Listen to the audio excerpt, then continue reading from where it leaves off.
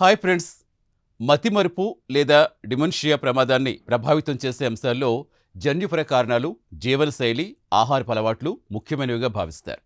అయితే ఇప్పుడు తాగునీటిలో ఉండే ఒక సాధారణ రసాయన పదార్థం కూడా ఈ ప్రమాదంతో సంబంధం కలిగి ఉండొచ్చని కొత్త అధ్యయనం సూచిస్తోంది.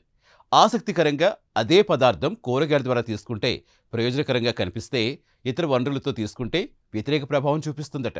అసలు ఈ పరిశోధన ఏం చెబుతుందో ఇప్పుడు తెలుసుకుందాం. ఆస్ట్రేలియాలో Edith Cowan university, Danish cancer research institute శాస్త్రవేత్తలు ఈ అధ్యయనం నిర్వహించారు.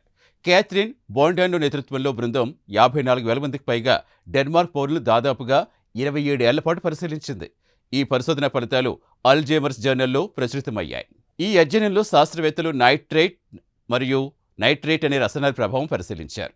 అవి సహజంగా కొన్ని కూరగాయల్లో ఉంటాయి. అలాగే మాంసాహార పదార్థాలు, ప్రాసెస్డ్ మీట్ ఉత్పత్తులు కొన్ని ప్రాంతాల్లో తాగునీటిలో కూడా కనిపిస్తాయి.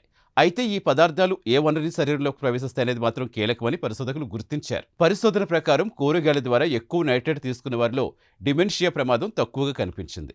ముఖ్యంగా రోజుకు 1 కప్పు బేబీ స్పినాచ్కు సమానమైన నైట్రేట్ తీసుకున్న వారిలో ఈ ప్రయోజనం గమనించారు.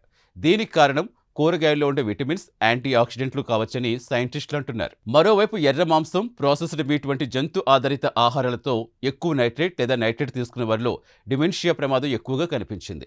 కూరగాయల్లో ఉండే రక్షణాత్మక యాంటీ ఆక్సిడెంట్స్ ఈ ఆహారంలో లేకపోవడంతో మెదడుకు హాని కలిగించే కొన్ని రసాయనాలు ఏర్పడే అవకాశం ఉందని పరిశోధకులు భావిస్తున్నారు. అధ్యయనంలో అత్యంత ఆసక్తికర అంశం తాగునీటికి సంబంధించింది.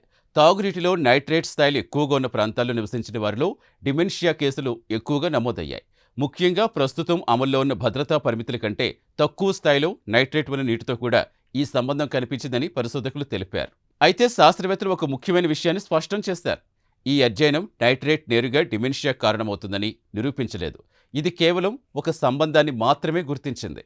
అలాగే ఈ ఫలితాల ఆధారంగా ప్రజలు నీళ్లు తాగడం మానేయాల్సిన అవసరం లేదని పరిశోధకులు స్పష్టం చేశారు. వ్యక్తిగత స్థాయిలో ప్రమాదం చాలా స్వల్పంగానే ఉందని వారు తెలిపారు. చూస్తారుగా ఫ్రెండ్స్, డిమెన్షియా ప్రమాదాన్ని ప్రభావితం చేసే అంశాల్లో ఆహారపు అలవాట్లు, పర్యావరణ కారకాలు కూడా పాత్ర పోషించే అవకాశం ఉందని ఈ అధ్యయనం సూచిస్తోంది. ఈ విషయాన్ని మరింత లోతుగా అర్థం చేసుకునేందుకు Edith Cowan university, Danish cancer research institute శాస్త్రవేత్తలు 27 ఏళ్ల పాటు వేలాది మందిపై పరిశోధన జరిపారు. కూరగాయల ద్వారా తీసుకున్న నైట్రేట్ ప్రయోజనకరంగా కనిపించగా, ప్రాసెస్డ్ మాంసాహారం, తాగునీటితో వచ్చే నైట్రేట్ డిమెన్షియా ప్రమాదంతో సంబంధం కలిగి ఉండవచ్చని వారు గుర్తించారు. అయితే దీన్ని నిర్ధారించేందుకు మరిన్ని అధ్యయనాలు అవసరమని, ప్రస్తుతం ఉన్న ఫలితాలను జాగ్రత్తగా అర్థం చేసుకోవాలని శాస్త్రవేత్తలు సూచిస్తున్నారు. ఈ ప్రత్యేక కథనంపై మీ అభిప్రాయాలు కామెంట్ ద్వారా తెలపండి. ఇలాంటి కథనాల కోసం వీడియో లైక్ చేసి ఛానల్ సబ్స్క్రైబ్ చేయండి. Thank you.